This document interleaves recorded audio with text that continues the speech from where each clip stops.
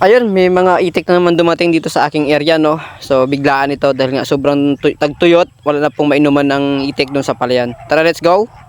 For today's video mga commander, nandito ulit ngayon yung itik. Itik bumalik dito sa aking area. So marami ng damo.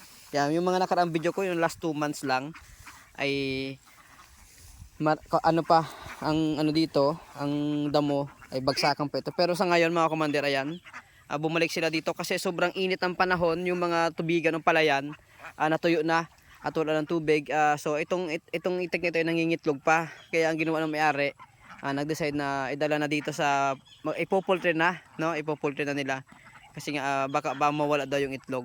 Kaya ang ginawa nila, dinala na dito sa area ko ulit. So may mga paratingin pang itik dito sa akin na ayun, dito sila nagpaalam sila sa akin na dito sila magpupultre ulit mga commander. So ayan, hindi ko alam kung ilang libo ito, tatanungin ko kasi wala pa yung bantay. So gumagawa pa sila ng kubol.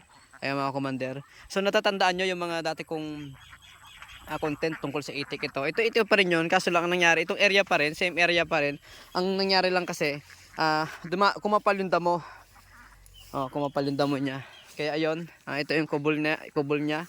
Tapos ito yung dati pa rin dati pa rin yung pinaganuhan, itong ilog kasi nito mga commander, lahat ng ilog dito sa aming area ay natuyot na.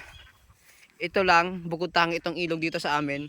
Pero kung makikita mo yung level ng tubig, medyo bumaba talaga siya sa sobrang tindi ng init ng panahon.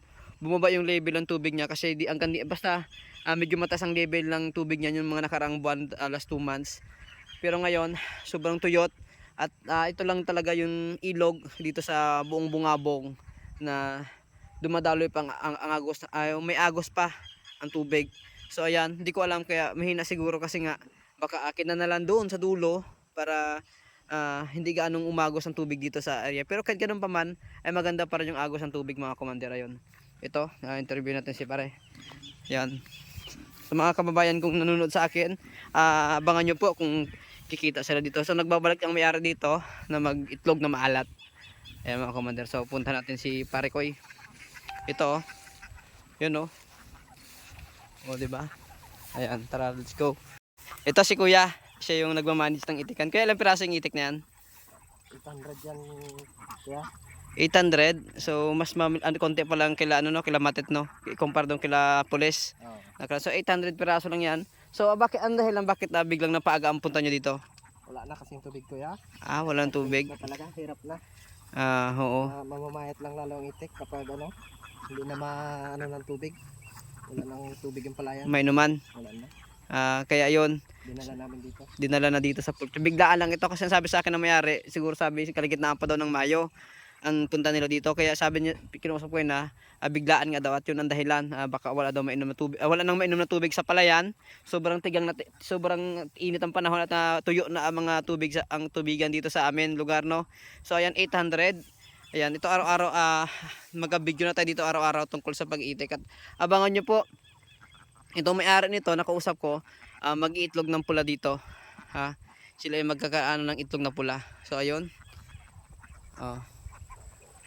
Ayan. So hanggang dito na lang at yung update sa paggagawa ng kubol. Panibago na naman sila, pero itong ayan, kung napapansin nyo, ayan. Ayan, yan po ay dating itikan dito. Dito nakapastol yung mga itik dahil nga sa taba ng lupa dito. Ayan, tinubuan ng damo kagad, 2 buwan pa lang. So ayan mga komandero, so back to itikan na naman tayo mga komandero. Ayun.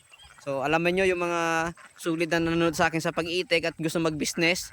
So subaybayan nyo po ang episode ng pag-itik ko dito. Kasi yung may-ari nakausap ko, dito rin sila magagawa ng itlog na pula. So hanggang dito na lang muna ha. At abangan nyo yung mga videos ko kung talagang magandang mainam negosyo talaga ang itlog ng itik na gawing itlog na pula.